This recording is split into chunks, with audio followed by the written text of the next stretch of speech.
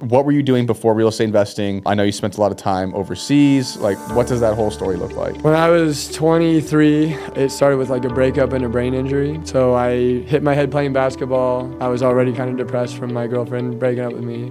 I was like January in Minneapolis working a corporate job I didn't find any fulfillment in. And I got a doctor's note for 6 weeks of corporate disability. The plan when you have a traumatic brain injury is to like not stimulate your brain. So it's like basically like keep the curtains down, like don't go outside a lot, like don't be on your screen, just like nothing.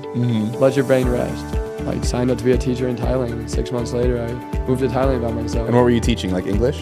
Yeah. That's crazy. I had 400 students, like 40 in a classroom, 10 classes. I was in a town center of villages, so it was like 15,000 population town. My job was like to make English come alive. So I had no curriculum, I had no grades, I had no tests, I had no homework. It was just like use my creativity to make them role play, simulate, play games in English. It was like super fun. When my program ended, I bought 25 grand on 0% credit card, and I moved in with a full-time investor in San Diego to learn from him. He took me on a road trip to New Mexico to buy a rental property for himself. Slept in the back of a Suburban for 10 days. He had like a 1-bedroom cabin, and I just went to brokerages. I was like, I'm looking for a deal. I had no job, no money, no credit, no experience, no partner. I don't live in this market, and I'm looking for a property to flip. I think a lot of it is also emotional intelligence. It like boils down to like your ways of being around people. Like, are you abundant? Are you like connected with people? Are you loving? Are you compassionate?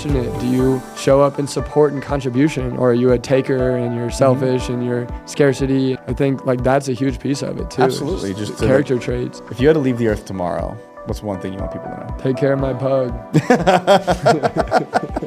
I mean, yeah, I don't know. I think it's not anything too crazy. It's like into the book of Matthew, like the go and make disciples, like let people know that Jesus is God's son. He came here to this earth. He died for our sins. He gives us everlasting life with that promise. And we're to lay down our lives and live for that purpose. One of the things he wants us to do is share that message with others so they can find peace and freedom and joy. And before I die, I have an urgency to let people know that that's an offer that's available to them to choose, and I pray that they choose that, and I'll see them in heaven. We have a thing called Seller Finance Freedom Academy. It's our first go at like teaching people basically how to go from like 0 to 10 houses and establish like financial independence from like the system. Like get $5,000 a month of cash flow and choose to quit your job if you want to, and do that in 12 to 18 months, like on the side, like 10 hours a week or whatever. If you know like how to reach financial freedom and you know it's not like this magical, impossible formula.